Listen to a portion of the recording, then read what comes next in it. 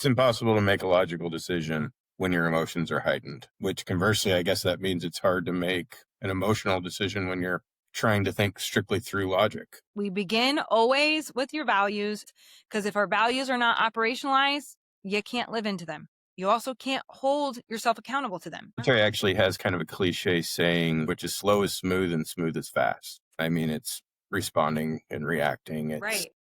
not screwing up because you're rushing, taking that step back to take the right step forward. Welcome to Courage is Built Here, the podcast.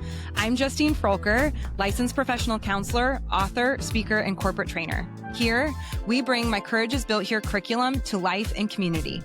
Each week, I invite a guest to walk one of the 5 courageous pathways with me through authentic, sometimes tough, sometimes hilarious conversations. No performance, no polish, just real people practicing real courage with grit, grace, and a whole lot of love. Hi, friends. Welcome back to the Courage is Built Here podcast. Today is Pathway 1, Feel It All. So how to feel your feelings and not be your feelings. We begin always with your values. Who are you? What makes you you? How do those values show up in behaviors? Because if our values are not operationalized, you can't live into them. You also can't hold yourself accountable to them if they're not operationalized into behavior. So we always start Feel It All, Pathway 1, with our values. We also, though, talk a whole lot about feelings. How do we feel our feelings and not be defined by them, not be owned by them, not react from them all the time, and instead respond to our lives? It is about how do our emotions come up in our body? How do they come up in our thinking? How do they come out in our behaviors? How do we know when our rational thinking, courageous brain is no longer firing because emotion has it offline? Because when emotion has us, our brain in some ways kind of freaks out because the brain doesn't love to be vulnerable. The brain wants to be safe and comfortable. And so what can happen is if we don't get that thinking rational brain back online in order to respond from our values and from curiosity and courage and compassion, we react from our emotions.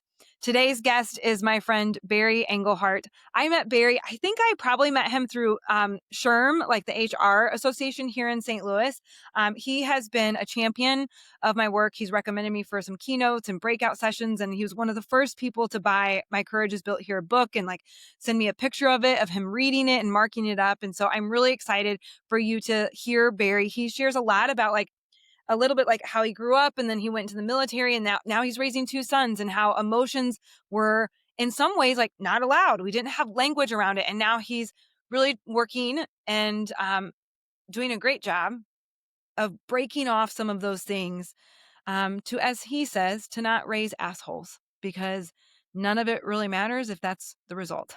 And so I will tell you, my friend Barry loves the word shit. So, I mean, I do too. I'm just warning you, if you need to grab some headphones, also check your offense because it's his mouth that gets to say those words. Yes, your ears need to receive it.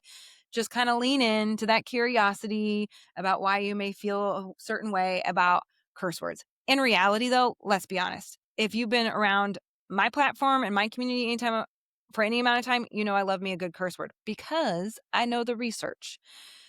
When I make you laugh, also when I curse. For the most part, research shows us that your brain opens up to receive not so fun and difficult information. In other words, you learn.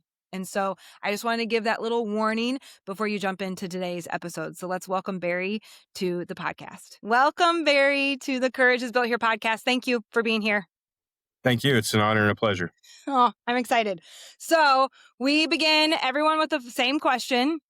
When you think about courage, most especially through Pathway 1, Feel It All, is there a story or a moment that rises up for you?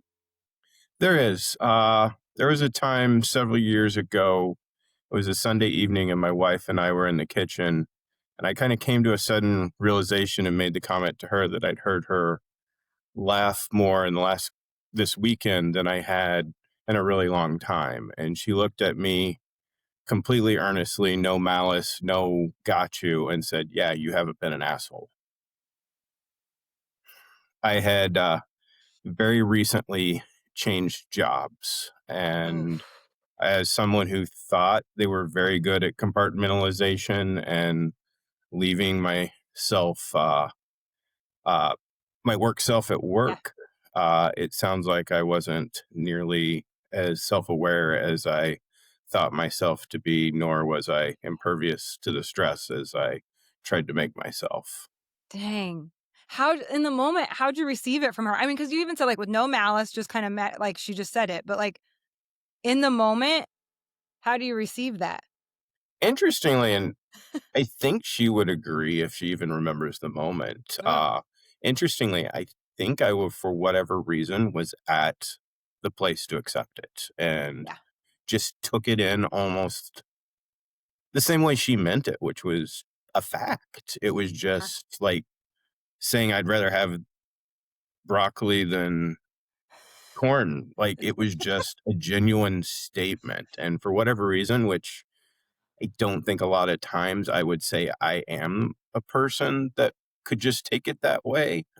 For whatever reason at that moment, Yeah. I was able, I don't even think it's as simple as react versus respond. I think I was Mhm. just able to truly process it. And I don't Yeah. even know if I did respond. I think it was more of the, huh, well, I'll be damned. I that, Uh-huh. and it, in retrospect, it probably should have stung a lot more than it did too. But again, it just felt like the right time, the right Yeah. place. It was more of a realization than Uh-huh. anything, I think. Yeah. Well, and, like, we talk about all the time, like well, I mean, especially in the courage work, we talk about how, like, you're not a work person and a home person, like, people are bringing their personal lives to work, especially now in the last 5 years. We don't often talk about how much we're bringing our work shit home, though, or, like, that work stuff, that work stress back home with us. It was so, like, we don't talk about that enough. Yeah, and I mean, when Dare to Lead and all that stuff came out, Mhm. I think I've had a conversation where I'm like, a lot of people want this because it's who they are, they understand or they connect it. I always felt like I kind of needed it because it wasn't. I grew up the son of a 50s farm boy in a Ooh. small rural town. I Mhm. spent 20 years in combat arms, part-time in the military. I think there's a lot of that don't mix business with Yeah, pleasure. I mean, not to yeah, be cliche, but armor at all yeah, times. yeah. Like Like, this is there's no room for feelings here. We don't have yeah, time for that. this is what a man is. I mean, Ooh, it probably doesn't get more simple or more complicated than that in right. and of its essence. It's like I think a lot has changed over Yeah. even the last 20 years, like from my childhood to my adulthood. Like Mhm. the way I raise my sons and the Yeah. way my dad raised me Mhm. are probably from a similar come from place, but completely different in a lot of Yeah, ways. yeah. When it came to, like, that self-awareness and emotional well-being, how d what did it look like for you growing up versus what your sons are growing up with? I struggle to say what it looked like for me growing up because I don't think it was there. I mean, it Oof. just, and Yeah, it's interesting because like I'll look at my oldest going through sports and coaches and things that affect him. It's very easy for me to be like, man, that's a fraction of like what I experienced. Now he's yeah, starting a little younger than I yeah, started, but at the same time, it's like it's hard to even know where to draw your own personal lines because it just feels so starkly different. And it's like mhm. that balance between what is too sensitive, what is not sensitive enough. I know. Like, how can you come to those conclusions with another human being, frankly, for that matter? Right. And is it fair to even try? Well, and, like, the line from, like, too sensitive to not sensitive enough, or feeling our feelings or not feeling our feelings enough, like, the line between those are it's a very fine line, and the line wiggles. Like, it could totally depend on what time of day it is. Like, are you a morning person or a night person? It could depend on how tired and hungry you are. It could depend on if you sat in traffic or he just lost a game, right? Like, and everyone's ability to lean into that self-awareness and feel their feelings well, like, that's also gonna be different on top of all of those extenuating circumstances.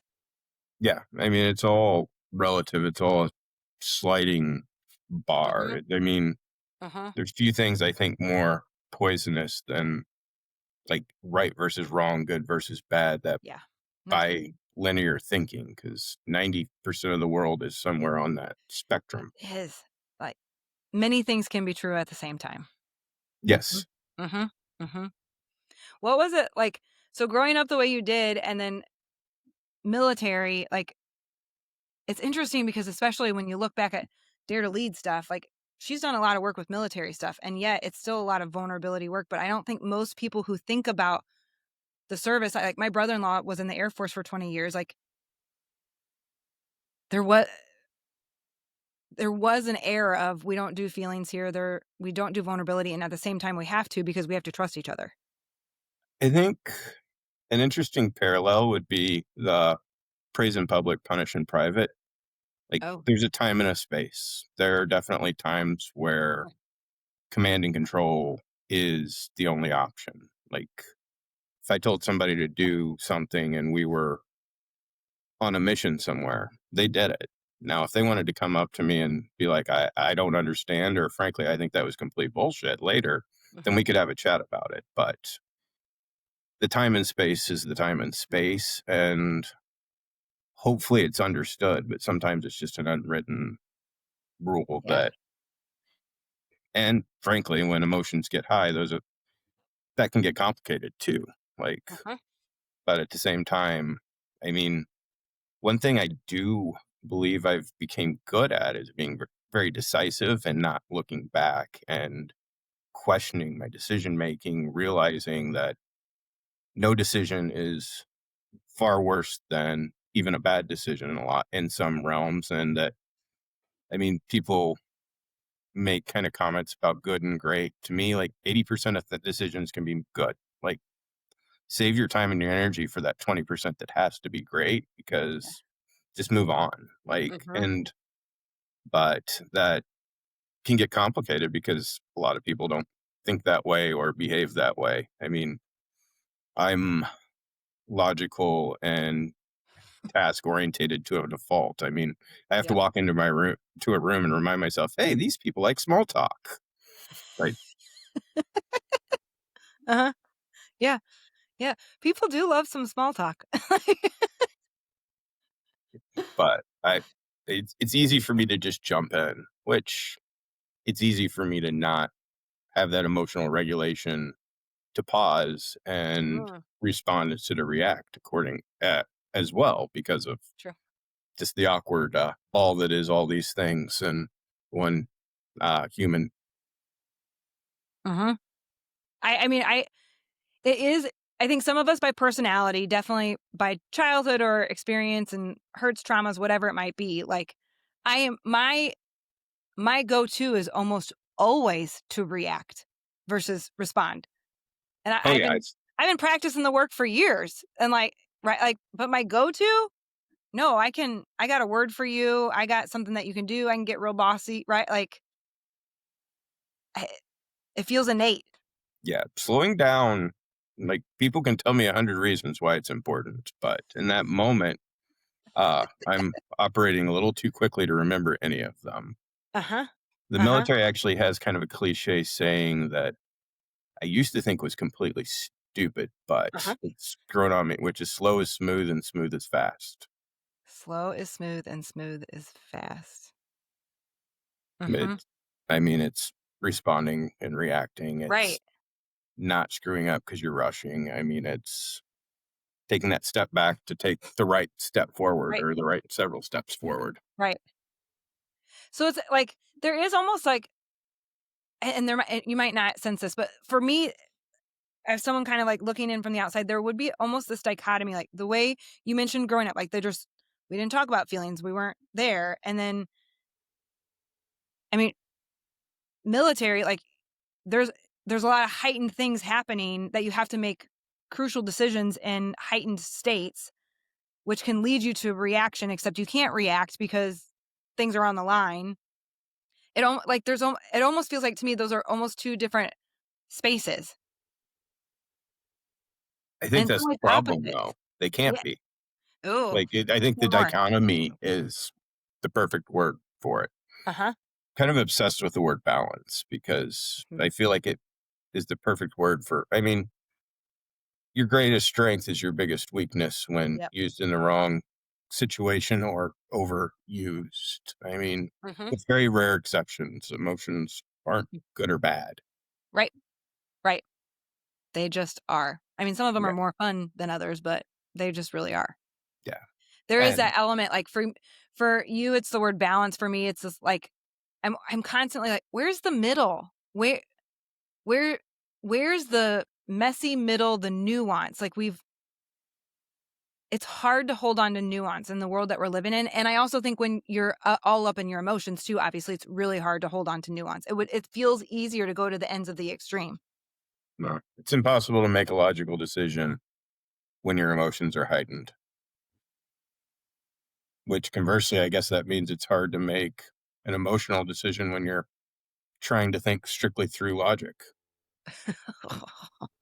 Well, that's the episode. Like, yeah.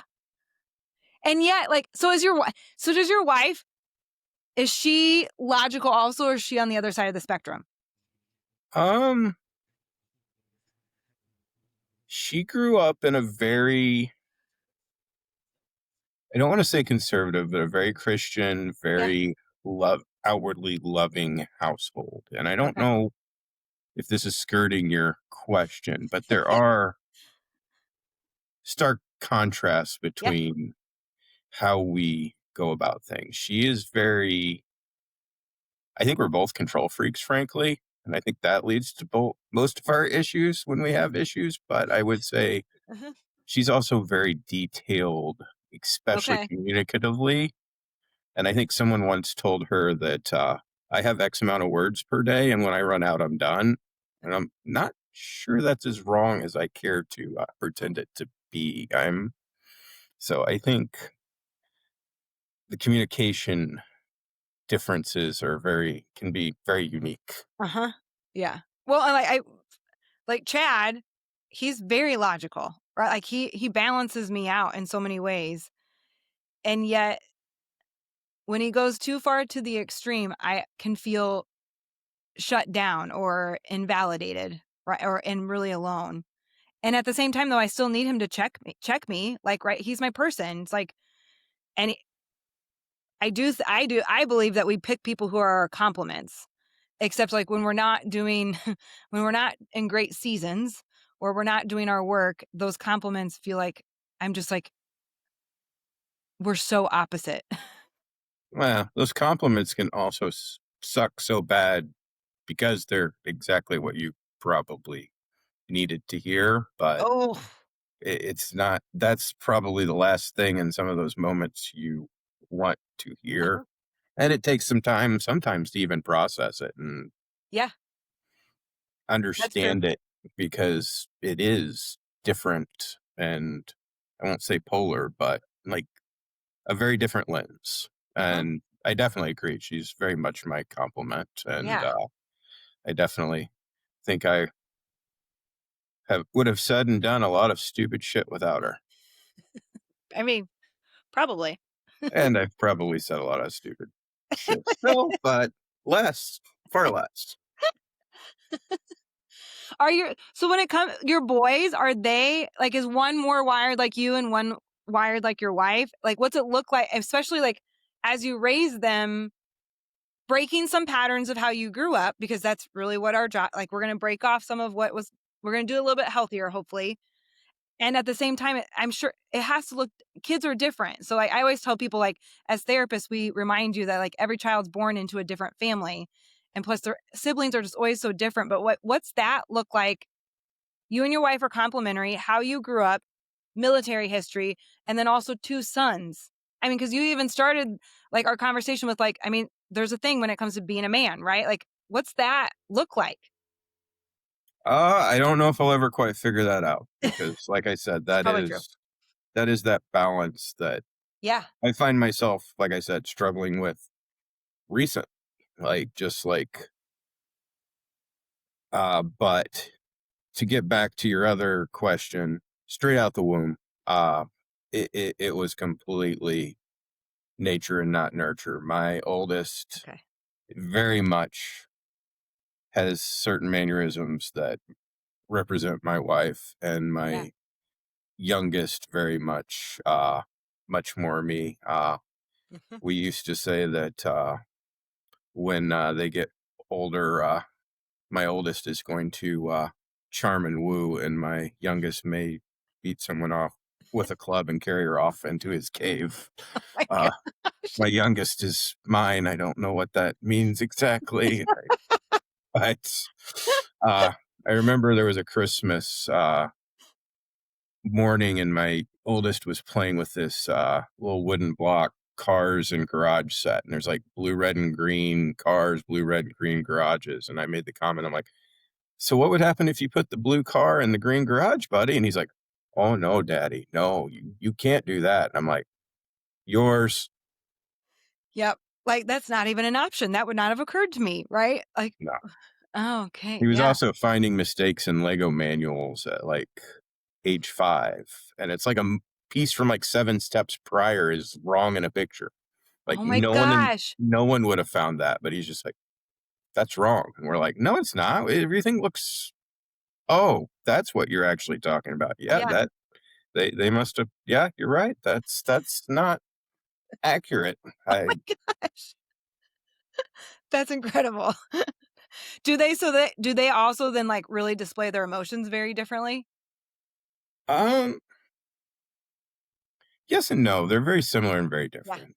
Uh, I think it's more situationally Yeah. dependent. Okay. Like, Yeah. they find themselves in different situations, and the kids in their classes are very different groups too, whether that's the kids they've been drawn to. It seems more it's a smaller classes, so I think it's more Okay. circumstantial than their choice, but, Yeah.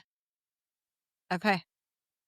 What's it look like for you, like, as you've been I mean, you are well, 1, you are an avid reader, so you're always learning, growing, and changing. Like, you love learning, and so, like, what's it look like when you think about emotional well-being, also values, because that's part of pathway 1, but, like, we've talked a lot about how it shows up in your home with your wife and then also with your boys. What's it look like at work as a leader? um, I think it has to look the same or it's a game, Oh. and if it's a game, it's manipulative, which I think we've all Dang. then you're like, well, if you're meeting people where they are and focusing in on them, is that manipulative too? It gets a little sloppy Uh-huh. because it's not, again, all or none, but, Yep. I mean, your life is the map. I mean, your values are the compass, and that's kind of if you understand who you are and you can figure out where you wanna go, you know how to be where you are, Uh-huh. and you also can figure out when and if something feels a little wrong. Typically, something's out of whack with those Right. foundational things, so I think as long as you know who you are, I don't think it should vary that much. I mean, I there's agree. always rules and Yeah. circumstances and expectations and different locations, but, uh, Yeah. for the most part, I think if you're having to be a very different person, which I think at times I've had to be at work, guaranteed you're not happy, but I would also say you're Yeah. exhausted. Oh, for sure. Yeah.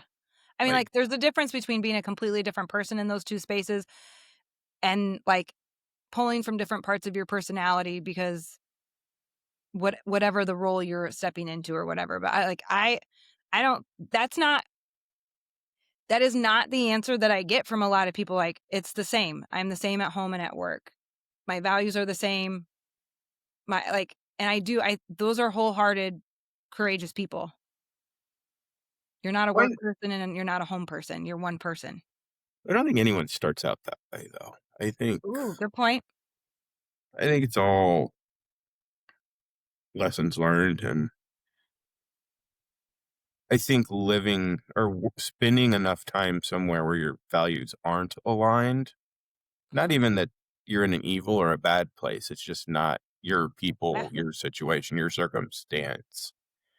I think it makes you one realize or appreciate, but then through the appreciation, you begin to realize. And I mean, I'm sure there's a lot of people out there that aren't fortunate enough to Yeah. separate. And I would say I was that person until I wasn't. I mean, because, well, in fairness, it's not like I started out in a place that was, it kind of shifted over time, Yeah. kind of the frog in boiling water. But Okay. uh, Okay. going back to the story that started Right. to fall Where we off, started. frankly, Right. but I think the easiest way to appreciate something is to have it and then not have it and Hmm. then have it again because I don't True. think you can understand anything without experiencing its opposite. Not to the depth, not to a true Yeah. depth. Like it's that Yeah. counter or again that balance or that really helps you realize what matters, what doesn't, what works, what doesn't, Hmm. Yeah. what you care about. It's so true. Well, and I like what you said. Like if you are like that different like I'm sure you're exhausted, and like in many ways did like you were exhausted, and so you're also being an asshole to your wife, right? Like because you weren't in the right place. Yeah. Yeah, that's And so good. quickest way to realize you weren't in the right place is to be somewhere else for a little while. Yeah. Because I had, well, it's not fair to say I was unaware. I was unaware of how much so and how it was spilling out or that it was even spilling out at all, frankly. Yeah. Like if someone was to ask me if I was coming home and behaving differently, I would have said not no, but hell no. That's part of why it was so shocking that I accepted as well as I Yeah. did. But I think, again, I think I accepted it because of seeing something different that's beyond me and then being explained. Like, Yeah. Yeah. if it was just about me and something like her commenting on how I was behaving, I probably would have got defensive or Mhm. been like, no, you're full of shit. Like, Yeah. I think I would have shut down, defended, whatever. But because it was something I was recognizing as an obvious truth, it became much harder to self justify or argue or deny. Mhm. Mhm. There is there's an element of it is not always easy to remember when our person is calling us in to the work, but at the end of the day, he is my mirror. Like I picked him. He knows me really well. We'll be married 19 years this month. Like it's like he is my mirror when he says that I'm behaving in a certain way or spoken a certain way, like I need to check it because it's probably true. Probably advice I should follow more often. It's I mean, I teach it. It doesn't mean that I am great at it every single time, right? Like, but yeah, I mean, our partner or spouse, they're our mirror. Mhm. They see us day in and day out. They hopefully know our values and want us living into them. And so when we're not, I would expect him to say, you're not doing great. What's up?" Like, Well, sometimes that's how you figure it out too. I mean, true. they have pieces of the puzzle, you have pieces of the puzzle, but if you slow down and have that conversation and focus on it as opposed to you and Yeah. her, him in your case, Yeah.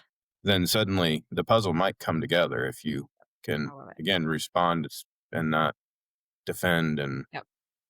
long enough to put the pieces together. But I don't know. It's very easy to derail that process. Mhm. For Very sure. hard to make it through unscathed. Yep. For sure. So good. So good. Okay, are you ready for your last 2 questions? Sure. All right. So the second to last question that I ask everybody, when has courage looked different than you expected it, and what did it teach you? I think it's kind of two of the same answer, but I think going from thinking you had it all figured out to realizing you don't have a damn clue and probably never will. And I think Yeah. when you try to understand and impact someone else through that lens and realize, start unpacking yourself through how you're pouring into someone else, Mm, because then you have to get a little messy and realize that you're not as perfect as you think you are. no. Yeah. That's good. That's good. Okay. Your last question based on Pathway 1. What's a time that your courage and your values lined up and it shaped your life? Oh, wow. I would like to say it was my 40th birthday, ironically, and I was meeting with Wait, your someone. birthday's today? No, this Okay. time was It the was. 40th. Okay, got it. No, I was it like, oh was. my gosh, Barry, you're here on your birthday. No, I actually met with someone you probably know, Gary Baker, Yeah. who I would consider a very dear friend and mentor on he did not know it was my 40th birthday, but I clearly did. And we were kind of breaking things apart to put them back together. Yep. And I made the comment to him that at the end of the day, if I raise a couple little assholes, I've failed regardless of any of this, any of what we're talking about. Yeah. Because I don't want to say it was selfish things that we were talking about, but it was self-promotion, Sure. self-growth, Okay. self everything. Yeah. But and there's very selfless things that come from that kind of Mhm. stuff. But it was kind of that realization that it's more than just me, and Wow. there's a lot of things you can sacrifice, and I've sacrificed a lot of time in my life, but like time is the one currency I can't recoup Right. as I lose it. Yep. Yep. Yep. That's good. That's so good. Thank you. Thank you Of for course. being here. Thank you for doing this. Where can people find you if they want to connect with you? Just find me on LinkedIn. Okay. I believe it's just my full Yep. first and last We'll name. link to it too. Yep. Okay. All Thank you right. so much for being here. I appreciate you. Thank you. Appreciate All you as right. well. I've learned a lot from you over the years. Thank you. Thank you. Thank you for listening to the Courage is Built Here podcast. Whether you're brand new to this work or living it out loud every day, I hope today was helpful, hopeful, and a reminder that you're not alone. What one bit of courage will you take from this episode, and how will you walk it out? If this episode encouraged you, share it with a friend, leave us a review, and please make sure you like and subscribe. New episodes come out every Wednesday on your favorite podcast platform and Fridays on YouTube. For more resources, head to JustineFroelker.com and click to my store. Because courage isn't a one-time thing, it's built right here, one small choice at a time, and especially between us.